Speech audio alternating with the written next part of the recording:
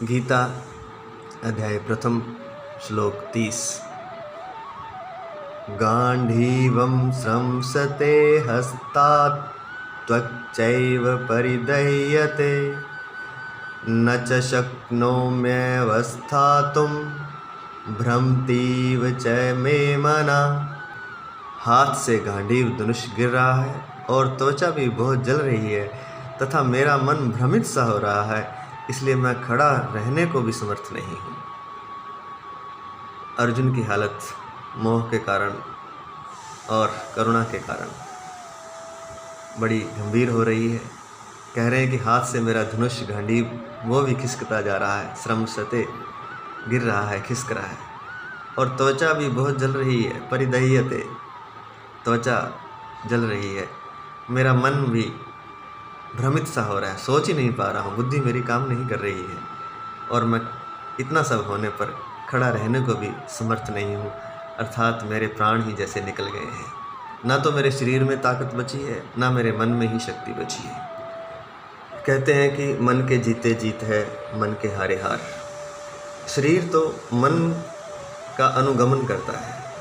अगर मन में हमारी शक्ति है, ओज है, तेजस्विता है, तो शरीर उसका अनुगमन करता है, शरीर उसके पीछे पीछे चलता है। तो अगर हमारा मन ही हार गया तो फिर शरीर अपने आप हार जाता है। लेकिन अगर शरीर तकलीफ़ में है, दुख में है, पीड़ा में है, और अगर हम मन को मजबूत रखें तो शरीर की पीड़ा दुख से हम बाहर निकल सकते हैं। क्योंकि शरीर मन का अनुगामी है, मन के पीछे चलने वाला है। हम मन से बहुत सी चीज़ें कर सकते हैं और शरीर को नियंत्रित कर सकते हैं। हम सुबह जल्दी उठना चाहते हैं तो मन में हम विचार कर लेते हैं, एक संकल्प कर लेते हैं, तो हम सुबह जल्दी उठ जाते हैं, नहीं तो हम सोए रहते हैं। मन से हम विचार कर लेते हैं कि आज मैं खाना नहीं खाऊंगा, आज मैं व्रत रखूंगा, तो जो शरीर जिसे रोज़ खाना चाहिए था वह शरीर मन का अनुगमन करता है और उसके पीछे चलता है। जिसे 3-4 बार दिन में खाना चाहिए था वह पानी पर भी जीवित रह लेता है, और आगे चले तो बहुत महीनों तक भी ऐसा हो सकता है। बहुत से संत ऐसा करते हैं, सिर्फ पानी पर महीनों गुजार देते हैं। तो मन की शक्ति जो है वो बड़ी है। गुरु ग्रंथ साहब में भी कहा गया है कि मन तुम ज्योत स्वरूप है। मन एक दिव्य ज्योति के समान है। जब उसकी ज्योति प्रज्वलित होती है तो सब तरफ प्रकाश ही प्रकाश हो जाता है, अंधेरा दूर भाग जाता है। क्या हमारा मन भी वैसा ही है? लेकिन हमारा मन तो बड़ा बुझा बुझा है, टूटा टूटा सा है, गिरा गिरा सा है, हताश हताश सा है। बस हम जी तो रहे हैं किसी तरह, लेकिन मन में वो शक्ति, वो उत्साह, वो स्फूर्ति, वो तेजस्विता नहीं है। ऐसा ही अर्जुन के साथ अभी हो रहा है।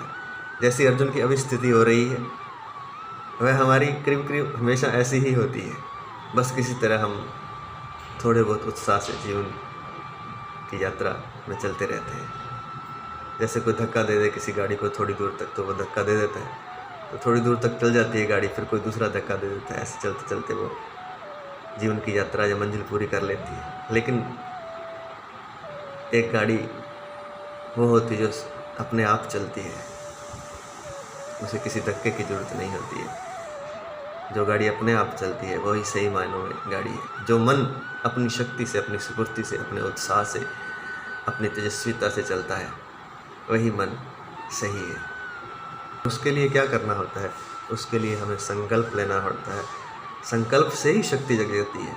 मात्र सोचने मात्र से भगवान ने ऐसा शरीर और मन का कॉम्बिनेशन ऐसा बनाया है कि उसमें सोचने मात्र से ही बहुत कुछ हो जाता है। बड़े बड़े दुर्गम कार्य सोचने मात्र से हो जाते हैं।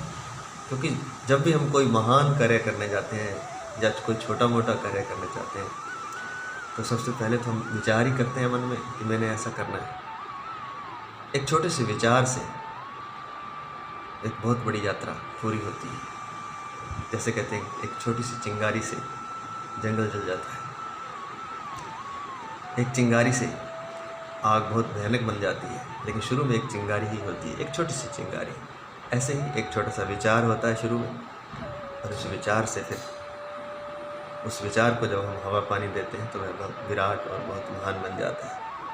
ये इसे किसी भी क्षेत्र में आप लागू कर सकते हैं, चाहे तो जीवन में सफल होने के लिए, धन कमाने के लिए, किसी बड़े पद पर जाने के लिए, या अध्यात्म में ऊंचाइयां छूने के लिए, या परमात्मा प्राप्ति के लिए। मन में एक विचार, एक संकल्प लेना होता है और फिर उस संकल्प, उस लक्ष्य के हिसाब से हमें आगे चलना होता है और उस संकल्प को हमें हवा पानी प्रकाश सब देना होता है, उसकी देख रेख करनी होती है और धीरे धीरे जैसे एक पौधा अंकुर से बड़ा होकर एक बड़ा वृक्ष बन जाता है, ऐसे एक छोटा सा विचार भी बड़ा वट वृक्ष बन जाता है। तो उसके लिए संकल्प करना होता है, सिर्फ मन की शक्ति को जगाना होता है, क्योंकि मन के जीते जीत है, मन के हारे हार। जय श्री कृष्ण।